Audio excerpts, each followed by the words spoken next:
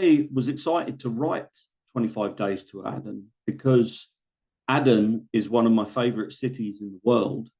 And I ended up embedding with the UAE armed forces and Yemeni resistance forces as they were fighting the Houthis and Al Qaeda in the new war in Yemen since 2015. So this book brought together two things I really love. First, the city of Aden and its people, and secondly, the brave actions of the Yemeni forces and the UAE armed forces in the war since 2015.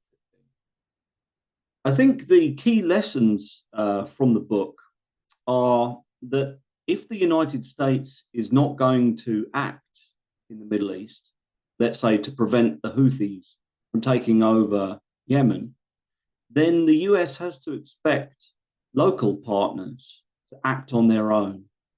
And so the UAE and the Yemeni government decided to prevent the Houthis from taking over the city and the port of Aden. And I think we should support them fully in those kind of actions if the United States is not willing to do that themselves. The other key finding was that a small, modern regional military like the United Arab Emirates can do many of the same military missions that only the United States used to be able to do. So in this case, the UAE put a small special forces team into Aden city and helped the local resistance fighters to hold off the Houthi attack using air power, intelligence, and drones. Previously, this is something that only the US would have done. But the United Arab Emirates showed in 2015 that they were perfectly good at doing this kind of warfare after having spent a number of years fighting alongside Americans in Afghanistan, Somalia, Kosovo, and other places. Mm-hmm. Once upon a time, Aden was at the very heart of the global shipping trade. And the port of Aden was literally the most busy port in the world, even more busy than New York. And, that was the case really up until the 1980s.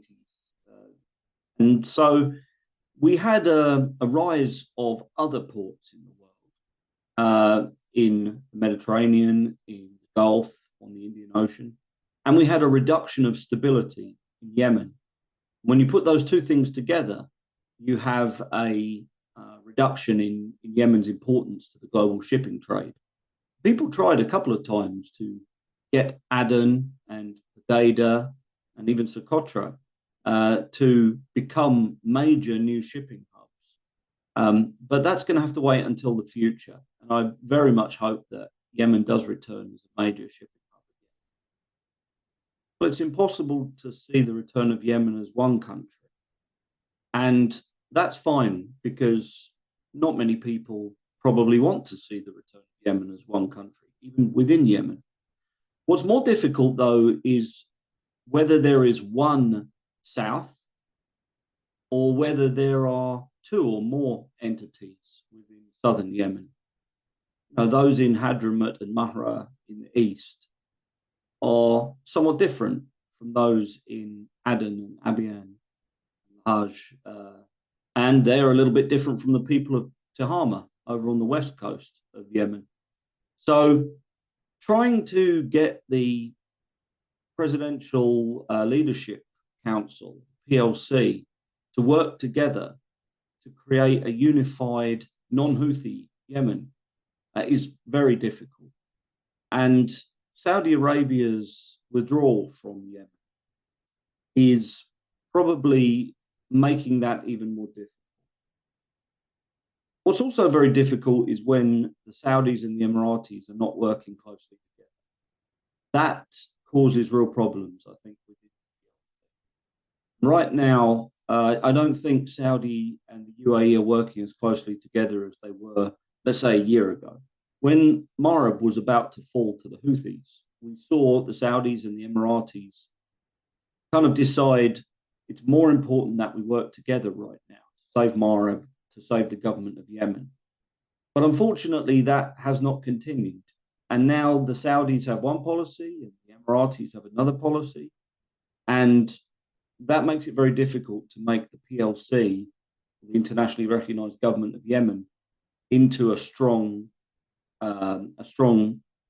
country, basically, of its own.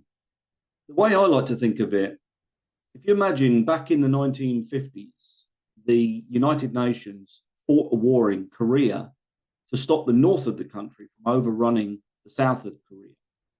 And they were successful in saving South Korea from being overrun.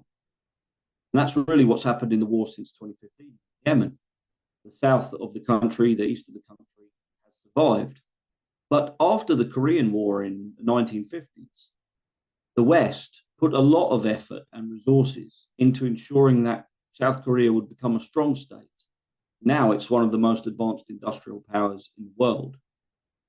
If we had not given that support to South Korea, eventually South Korea would have collapsed or would have been taken over by North Korea in a subsequent war. And that's what I'm afraid of in Yemen, is that the lack of support to southern and eastern Yemen is going to leave those places weak, and that in the future the Houthis will come back, or these places will just surrender to the Houthis. Mm-hmm. Yes, it will definitely lower Yemen's profile. Then Yemen will be primarily thought of as a place where we need to prevent famine from happening. But there'll be less discussion of the Saudi role in that. This is what the Saudis want. They want their name to be separated from the Yemen war. But the Yemen war will continue anyway. It's just that Saudi Arabia and the United States and others can say we're out of it now. And, that's a bit of a shame, really, because it's leaving all the worst parts of the war still in place. And it's just taking away the international attention on the war. But it's very difficult to keep all the different factions of the Presidential Leadership Council together for very long. The only way to make a strong South and Eastern Yemen is if the Saudis and the Emiratis work together very closely to make that happen. Otherwise, it's really impossible. It will pull apart in two directions, one part leaning towards the Saudis and one part leaning towards the Emiratis.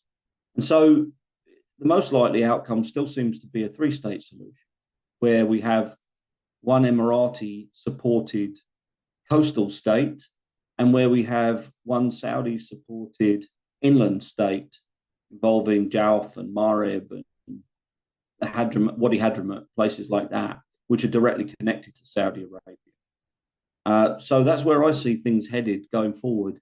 I don't think these little reconciliation initiatives are powerful enough to make a strong southern and eastern Yemen stick together.